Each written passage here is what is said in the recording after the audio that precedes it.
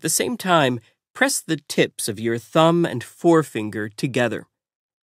With practice, you'll only need to press your fingertips together to relive this positive feeling. Change memories and beliefs. If you wish to take the sting out of a disagreeable memory, there are several steps you can take. Visualize it in black and white, and as a still rather than a moving image. Picture unpleasant people or things as smaller than they were. Imagine the scene from the position of another person, and then imagine the whole thing on a small TV screen, diminishing the importance of the memory. You can enhance a good memory by doing the opposite. See it in vivid colors, and imagine living through it again. You can use a similar method to instill a new positive belief about yourself. Think of a good quality that you already have. How do you imagine yourself showing that quality? What colors, actions, and sounds do you associate with it? Create your new belief using the same elements. Model how you'd like to be. Just as children learn from role models, you can change your attitude or behavior by thinking yourself into a person whom you wish to emulate in a particular respect. Close your eyes and imagine, in as much detail as you can, this person standing in front of you. Step into their skin and become them. How does their posture feel? Their emotional state? Their thoughts? What insights does this give you? The background of NLP. NLP was invented in the 1970s by Richard Bandler and John Grinder. They studied the techniques of several eminent therapists, incorporating ideas from psychology, hypnotherapy, and philosophy, and based the idea on modeling the thought and communication patterns of successful or well-adjusted people. Since then, the field has exploded, with countless books, courses, and CDs produced which use different forms of NLP. While some people have criticized the theories as unoriginal or even unscientific, many find NLP techniques useful.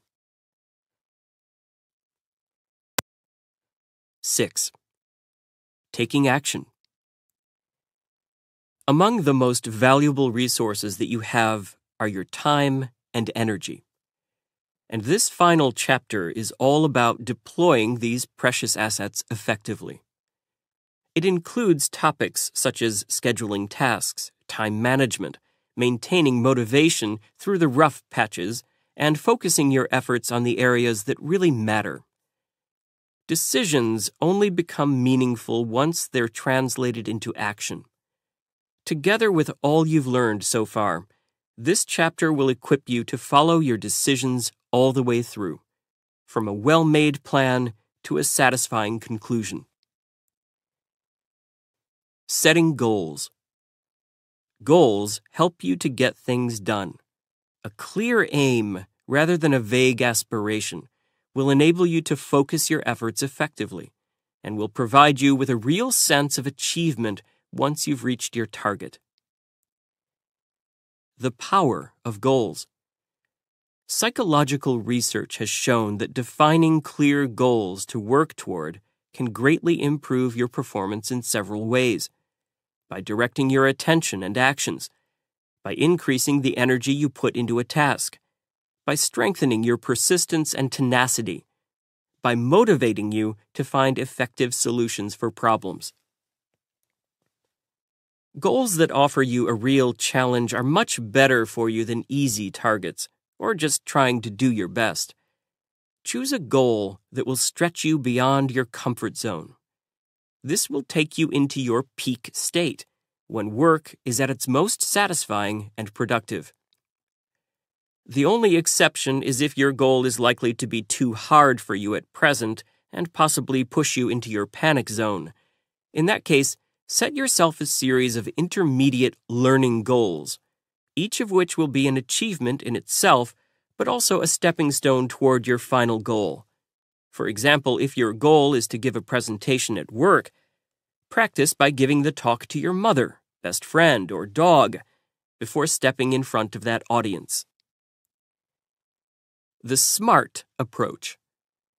A correctly formulated goal should be SMART, SMART. Specific, it should be well defined. Measurable, it should produce measurable results so that you can track your progress. Achievable, while challenging, a goal should still be, in theory, within your potential capabilities. Rewarding, there needs to be some form of reward to motivate you to complete your goal. Timed, it should have a deadline, as should any sub-goals. Write it down. Give your goal a definite shape by writing it down. Keep this statement in an easily accessible place, or even display it in a place where you'll see it all the time. For a material goal, such as buying a house or negotiating a pay raise, set a deadline for when you want to achieve it. For example, by December 31st next year, I will own my own house. If your goal is non-material, such as losing weight or becoming more confident, write it down as though it is already happening. For example, I am becoming more and more confident each day. Your subconscious doesn't understand the concept of a negative, so always write goals in the positive. I will lose weight, not I won't eat any more chocolate.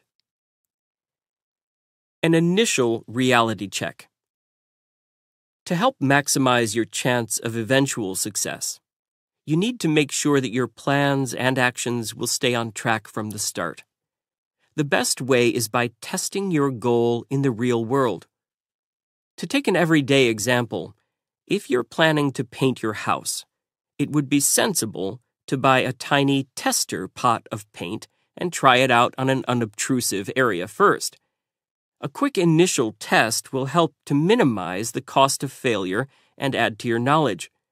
It will also make your emotional forecasting more realistic and ward off the biases that could otherwise creep in once you've embarked on a course of action, such as faulty emotional forecasting and a one-track mind. If it will take a long time for the full effects of your goal to become apparent, do as much preliminary testing as possible. For example, if you're thinking of starting the long and expensive training to become an architect, you might test your decision by getting work experience in an architect's office to find out if you're likely to enjoy the job. Visualizing success. You can use visual thinking to program your subconscious to target your goal by picturing a successful outcome in your mind as strongly and vividly as possible. The power of visualization is recognized by professional sports people who use it as part of their training. For example, Tiger Woods prepares his mind for success by picturing the ideal golf shot as precisely as he can. The amazing thing is that once you become skilled at visualization, your brain will learn and grow from these visions of success in the same way as it would if the successful events had really happened. Creating an action plan. The more difficult, challenging, or complex a project is, the more thought and planning you'll need to do at the outset to enable it to run smoothly. Here are some tips for drawing up an action plan. 1. Define your ultimate aim as clearly as you can. Submit it to the SMART test just mentioned. 2. What kind of task is it? Convergent, with just one or a few possible solutions, or divergent, with a wide range of possibilities? 3. If you're dealing with a divergent situation, the more common type, try to narrow down your options by using the attractiveness scale or the Carver matrix. Draw up a solution tree to work out the steps toward your goal. 4. Set a deadline. 5. List all the elements or stages of your project. Draw up a variable timeline based on these elements to give yourself a clear schedule to work to. 6. Are any other people going to be involved in your project? If so, brief them on their role. 7. Prepare for your first move and make a start. Boosting motivation. Being able to motivate yourself can make all the difference between success and failure. This is the quality that will keep you going when things get tough, enabling you to stay on course until you triumphantly cross the finishing line. Finding the will. If you can't get started on a task or project, ask yourself whether this is because it's something unappealing but necessary, or whether it's something you want to do but are unsure how to begin. One or more of the following ideas may help to spur you on to action. Tell other people what you're intending to do. Publicizing your plans makes it more difficult to back down or give up. Break the job or project down into small, easily achievable steps. Make a start on any aspect of the job without thinking about how long it might take or whether you know how to complete it. Think of a dull job that you completed in the past. How did you get going? Did you come to find any aspect of the job satisfying? Can you apply the same strategies to the task you're facing now? Keep your eyes on the prize. Even if you're highly motivated at the start of a project, enthusiasm can flag if you run into difficulties or a task is proving more complex or taking longer than you imagined. To help maintain your motivation, keep the end result vividly in mind. If you're working with others, keep talking over how good things will be when you reach completion. If boredom has set in, look for a fresh approach or embark on a new aspect of the project to pique your interest. Draw up a list of tasks, including the ones that have already been accomplished. Ticking off items is always a boost to flagging willpower. Finally, celebrate every success with some sort of reward. The attraction of rewards. Much of our behavior is motivated by the expectation of reward. But this can take many forms, from the direct gratification of payment to the satisfaction of a job well done. Although extrinsic rewards, getting things back from other people, can often be a real encouragement, especially when you're in the middle of a long job, in some cases they can actually reduce motivation. For example, people may pursue material rewards, such as money, only to find themselves demotivated when such rewards fail to fulfill their expectations. Intrinsic rewards, which come from achieving goals for their own sake, are ultimately more powerful motivators. Look for aspects of your task that you find especially satisfying, things that you might do simply out of interest or pleasure. Managing time. We all have 168 hours available to us each week, yet so often feel an increasing pressure to fit ever more activities into that limited time. Efficient time management is a vital key to getting things done and avoiding that panicky sense of too much to do, too little time. Where did the time go? The following principle was originally designed to help people clear the piles of paper from their in-trays or emails from their inboxes, but it's useful for any activity. Apply the 3D rule. Do it, drop it, or delegate it. Delegation. Most of us are reluctant to delegate, but letting others take on some of your tasks can help you make better use of your own time. At home, for example, it's easy for family members to stick with the chores they've always done or not done. Reassess regularly who does what. Just because Dan couldn't reach the washing machine buttons when he was 5 doesn't mean he can't use the machine when he's 15. Delegation at work can be trickier, but a good delegator will reap the rewards. Assess what you actually spend most of your time doing, and consider whether the jobs that are most mundane for you could be given to less experienced colleagues. Delegation takes planning. You need to allow enough time to teach the other person to perform the task, so it's not something that should be left till the last minute. Go the extra mile. The most effective time to work on something is when you've finished it early and have time to go back and improve it, rather than squeezing it in just before the deadline. Typically, if you can leave enough time to give your work a final polish, you'll have the chance to aim for excellence. Deadlines. Deadlines concentrate our minds, get us moving, and keep us focused. However, if we're under too much time pressure, the increase in stress and anxiety can be counterproductive, and our performance can deteriorate, or we can even freeze in our tracks and stop working altogether.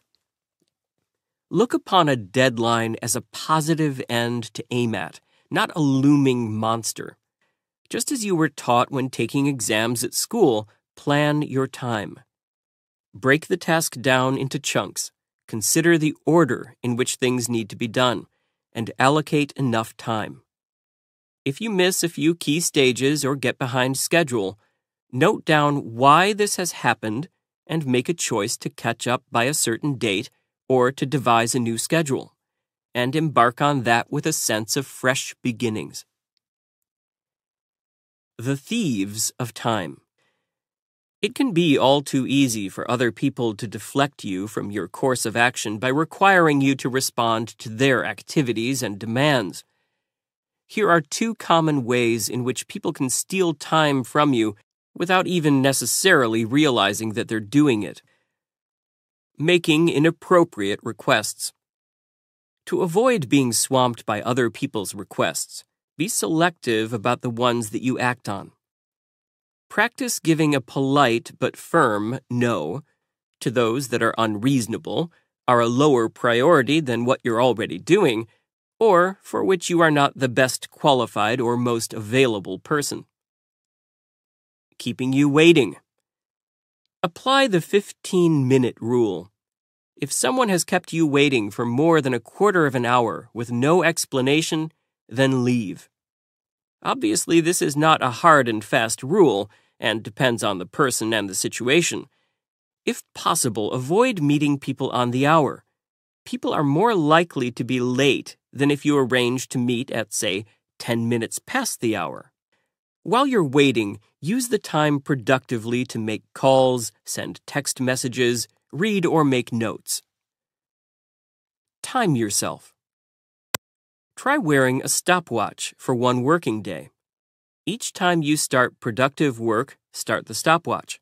And every time you stop, even for a drink, a chat, or a gaze out of the window, stop the timer.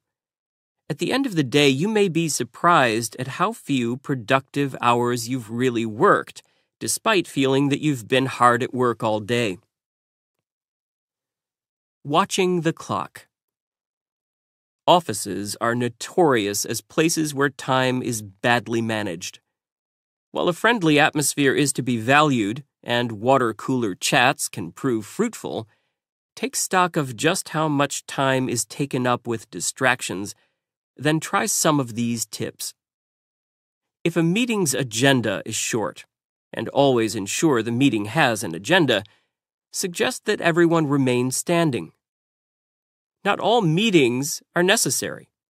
Suggest, when applicable, a more time-efficient way to discuss a particular issue, such as a telephone or internet conference. Try positioning your desk to make it harder for colleagues to gain eye contact as they walk past. Keep emails short, focused, and clear, and avoid ambiguous humor. People may take it the wrong way. File your emails according to subject in order to save time relocating them. Stand up when talking on the phone. This not only makes you sound more confident, but makes long, lazy chats less likely. Scheduling tasks. Most challenges involve more than one single act.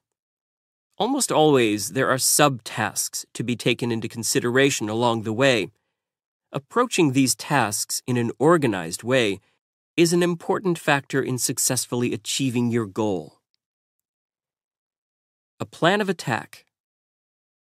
Whether you're planning a global takeover or a 3-course meal, you'll need to work out a sequence that will enable you to complete all the elements of your project in the right order. A good place to start is to ask yourself the following 4 questions. Which tasks are going to take the longest and will need to be started earliest? Which tasks will I need to have completed before other tasks can be started? Which tasks can be conducted in parallel? What would be the earliest time that each task could be completed, the expected time, and the latest time? Drawing a variable timeline. With these 4 questions in mind, you can sketch out a variable timeline for your project. This plan will help you to make the best use of your time and allow for any worst-case scenarios. Mark the number of weeks or months from beginning to end of your project. Underneath, draw a block to represent the time for each task. If appropriate, break these blocks down further into earliest time for completion, expected time, and latest time. Let's say someone is aiming to learn to drive before her next birthday. First, she has to earn the money to pay for lessons, which will take 4 months. So this task must come before the lessons themselves. However, earning the money can run in parallel with learning and revising her driving theory. She estimates that once she has begun her lessons, she could complete them in as little as 2 months, or more feasibly in 3, but they could take as long as 4 months. If she then doesn't pass her test the first time, she could retake it at monthly intervals, with 3 attempts being the worst she anticipates. Drawing a timeline would give her a clear picture of the order of tasks and how long the entire process could take.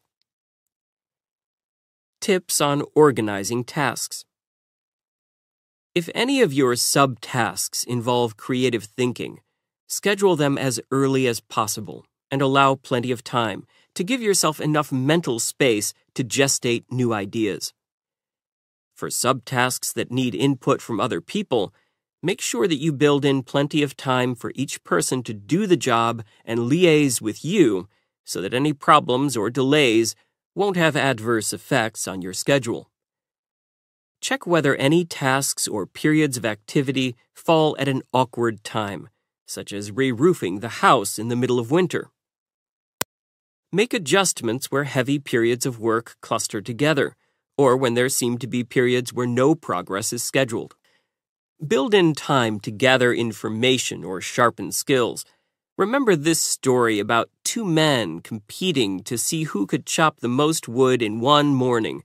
It wasn't the strongest man who won, but the man who took regular breaks to sharpen his axe. PERT. The timeline described is based on a method called PERT, Program Evaluation and Review Technique, which was developed by the U.S. Navy in the 1950s as part of the project planning for the Polaris submarine program. While your goal might not be quite as complex as developing a nuclear submarine, the basic concept still holds good. Feelings and actions. A common misconception is to think that you have to feel right before you can start a task. Thinking like this can cause you to waste a great deal of time and effort in trying to summon up a specific feeling or waiting for it to arrive. Acting as if. How you feel can certainly affect how you act, but the reverse is also true. Your behavior can drive your feelings too. If, for example, your mood is a little low, sit up straight, lift your chin up, and form a big smile on your face, and you'll actually start to feel happier. The behavior prompts the change in mood. This technique, acting as if, can fool your subconscious into believing that you really are the way you're pretending to be. So rather than waiting until you feel brave enough to embark on something that you want or need to do, but fear doing, such as public speaking, asking someone on a date, or confronting a noisy neighbor, act as if you're not scared, and you'll feel yourself growing in courage. The same approach can be applied in any situation where you might be waiting for an emotion, happiness, self-confidence, enthusiasm, to arise before you take action. Act like the sort of person who has the qualities you want, and those qualities will appear. While it's not possible or necessarily desirable to exert total control over your feelings, you'll find some useful techniques in Chapter 5 for influencing them, so that they're no longer a barrier. 10 tips to beat procrastination. Dost thou love life? Then do not squander time, for that's the stuff life is made of. Benjamin Franklin, 1706 to 1790. Procrastination is a common problem, and the more you fall into the habit, the easier it becomes. If you're always putting off doing things you know you must attend to, try these tactics for beating the problem. 1. Let go of perfectionism. If you're putting off starting a job because you want to get it perfect, set aside this goal and forge ahead as if your aim is to do it imperfectly. You can always improve it later. 2. Visualize the outcome. Picture the benefits of completing your task. Imagine how good you'll feel once it's done. 3. Just do it for 10 minutes. It's easier to start something you know will only go on for 10 minutes. Then once you've started it, you'll tend to work on for longer. 4. Turn off the TV and internet. These are two of the greatest time wasters. Avoid them until you've finished your task. 5. Constant reminders. Set a timer to go off, say every hour, as you're working, so you can stay aware of how fast time is passing. 6. Make it fun. Do the most fun or least painful part of the task first. This will get you into the swing of it. 7. Catch yourself procrastinating. Watch for the moment when you first put off a task. If you can resist that first impulse to delay, it's far easier than trying to fight it later. Resisting procrastination can also become a habit. 8. Do you secretly like procrastinating? Are you addicted to the adrenaline rush of completing a task just in time? If you are, try giving yourself just a little bit more time by creating your own deadline, which is earlier than the real one, so that you have a margin of safety. Get into the habit of starting a project as early as you can, rather than as late as you dare. 9. Accept mistakes as inevitable. Fear of making a mistake can deter you from making a start on a new task. Remind yourself that mistakes are a natural, unavoidable part of life that could ultimately teach you how to do something better. 10. Should you really be doing this task? Sometimes procrastination can be a subconscious sign that you want to avoid the activity altogether, beyond sheer laziness. Reassess whether you really want or need to perform the task. The 80-20 law. In many areas of life, 80% of the results flow from just 20% of the actions. This idea is fairly counterintuitive to most of us. While we might suspect that our lives might need fine-tuning, We rarely expect the difference between vital and non-useful elements to be so large. Vilfredo Pareto.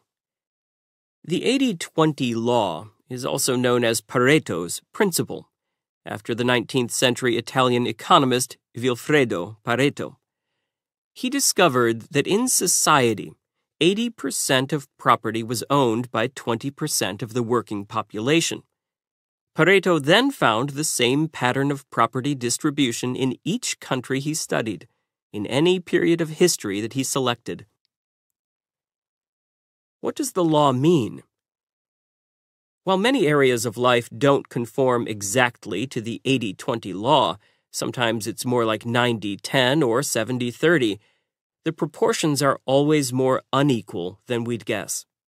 We mostly wear approximately 20% of the clothes we have, listen to 20% of the music we own, spend time with 20% of the people we know, and a tiny minority of websites get the majority of traffic.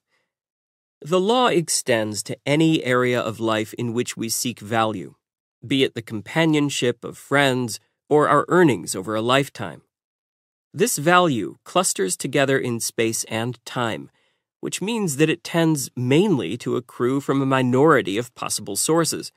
For example, high-achieving people tend to have a relatively short period in their career in which they produce most of their best work, and a company's profits usually come from a small percentage of its work. In business, identifying the 20% of products, services, or activities that generate 80% of the profits can make a firm more effective. And fixing the 20% of faults that cause 80% of problems can rapidly improve working conditions. How to harness the law. You can apply the same principles in everyday life. Work smarter, not harder. Don't do more overall, but concentrate on the few activities that yield the most rewards. In the midst of everyday distractions, or at times when your schedule gets crowded, keep your mind on the essential 20% to make sure that your plans stay on track. Try the following suggestions. List all your successful actions over the past few months or years. You should find that around 80% of them involved a small area of your life, or resulted from the same few measures. You can then make the decision to focus your efforts on these highly productive activities. If you're working to acquire a new skill, such as speaking a foreign language, concentrating on the 20% of essential elements, such as everyday phrases, will help you to progress faster. Over the course of one day, log every single thing you do and note how much time it takes. Give each action a productivity rating from 1, waste of time, to 7, vital. Use this rating to prioritize the top 20% of tasks and weed out the bottom 20%. Continuous monitoring. The surest route to success with any goal is to pay close attention to keeping yourself on track. By regularly assessing the effects of your past actions and the likely outcome of your future ones, you can make continuous progress and minimize the risk of wasting your time and energy by going down blind alleys. Learning from feedback.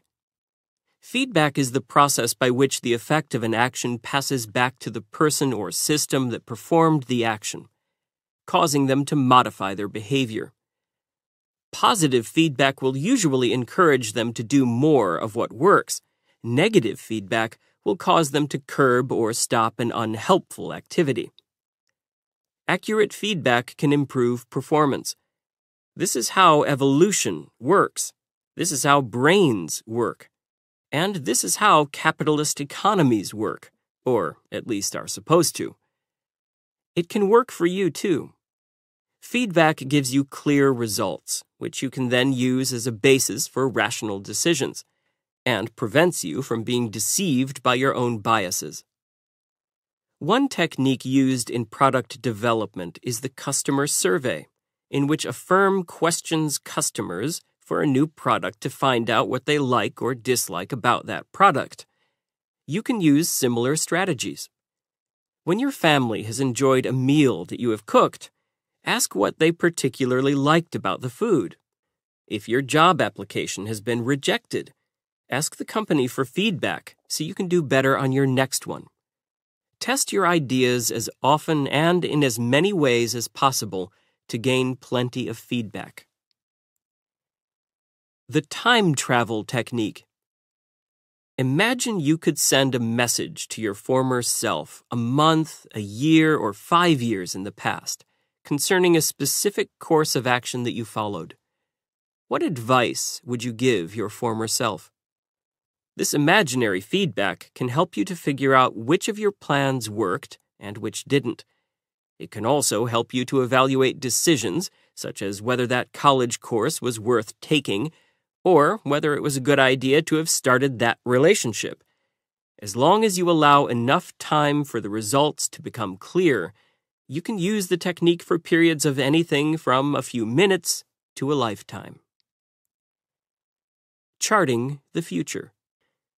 You can also use feedback to help yourself chart a course for the future by means of a technique known as feedback analysis.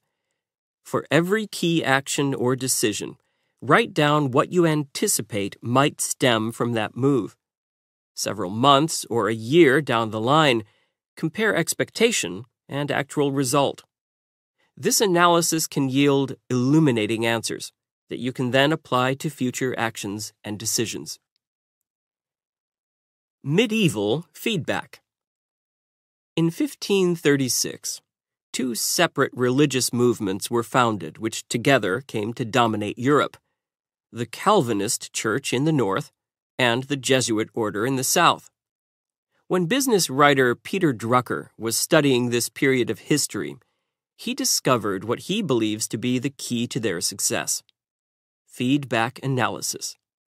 Members of both movements used this technique, and both organizations rapidly flourished.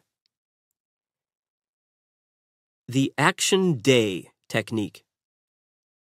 All too often, life can become an almost robotic cycle of tackling urgent but not necessarily important tasks.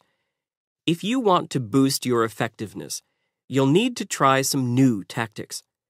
One way to jumpstart your mind and body is by having an action day in which you work at full throttle. Breaking the bonds of familiarity.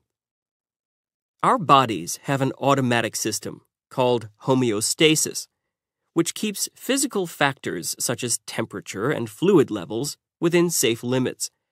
Our subconscious appears to have a similar mechanism designed to keep us within familiar patterns of behavior. Breaking out of these inbuilt restraints can be hard. Sometimes what we need is not another decision-making or time management technique, but sheer old-fashioned willpower. Engaging your willpower. The Action Day. To strengthen our willpower, we must develop enough self-control to work toward challenging or long-term goals rather than pursue momentary pleasures. One method of generating momentum is the Action Day process, invented by self-improvement writer Stuart Goldsmith.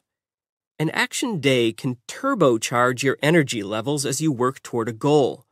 Any techniques like this one that can get you to take action and blast through to-do lists are great for strengthening your willpower. Planning an Action Day. You first need to prepare for an action day by writing a list of tasks you'd like to complete. Ideally, you should have about 50. The key thing is to choose a wide variety of tasks, small and large, physical and mental, administrative and creative. Write down every last thing you intend to do, from start composing symphony to pay phone bill. Organize your action day as follows. Start the day at 8 a.m. and work through your list until you've completed every item on it, even if this takes you until midnight. Remove all temptations from your environment and prevent disturbance from the telephone, email, or any other source. No interruptions, distractions, or breaks are allowed. No stopping for an hour for lunch. Arrange to have something you can eat while you're performing one of your tasks. An action day is hard work, but take care to stay calm and focused so you don't feel stressed or panicked. What you can achieve through concentrated action may amaze you. The law of increasing entropy. In science, the word entropy is used to describe a lack of order. Unless energy is put into a system, it will tend to increase in entropy. In other words, the order will disintegrate, like an ice cube melting. Similarly, in life, we constantly have to put energy into things we value in order to keep them functioning properly. An action day can help you to do this. Your new decisive self. Now you've reached the end of the audiobook. You have a range of simple tools that can quickly help you to become more decisive and effective. These tools are self-enhancing. The more you practice them, the stronger they'll grow. The benefits of being decisive. It may still take you some time to get used to your new self, even after you've begun to see the benefits of your actions. If you feel your energy or willpower flagging at any point, remember, being decisive gives you greater confidence in yourself, leading to higher self-esteem and gives others greater confidence in you. Being decisive is like exercising a muscle. The more you work on it, the fitter and more effective you become. Being decisive will save you time. Most of the small decisions in life can be taken fairly quickly and don't actually benefit from lengthy deliberations. The secret power of habits. Habits are like the servants of your mind. Make something into a habit, and you free up your conscious mind from having to deal with it.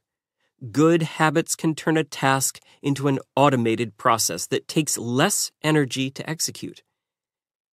Make a list of small but positive activities that would pay big dividends over time. Examples range from being on time for meetings to filing your utility bills as soon as you've paid them. Performed regularly, such activities can noticeably increase your overall effectiveness. Make a decision to perform one or more of the activities on your list regularly over the course of 3 months. This should be enough time for it to become a habit. To help form and reinforce the habit, perform it at a certain place and time each day, or however often you need to do the action. There's a joke that runs, "If you want something done, ask a busy person." As you gain confidence in your ability to make good, quick decisions, you'll get more done. And the more you get done, the more you find you can get done. The more time you spend taking action, rather than deliberating or worrying over what to do, the more energetic you'll feel. You'll create a virtuous circle of decisive power. Once that happens, the sky's the limit. This recording of Think Smart, Act Smart, How to Make Decisions and Achieve Extraordinary Results was presented by Dreamscape Media, LLC. Text copyright 2008-2018 by Darren Bridger and David Lewis. Sound recording copyright 2018, Dreamscape Media, LLC. This recording was produced by arrangement with Watkins Publishing. Thank you for listening. Please check www.dreamscapeab.com for Dreamscape's latest releases.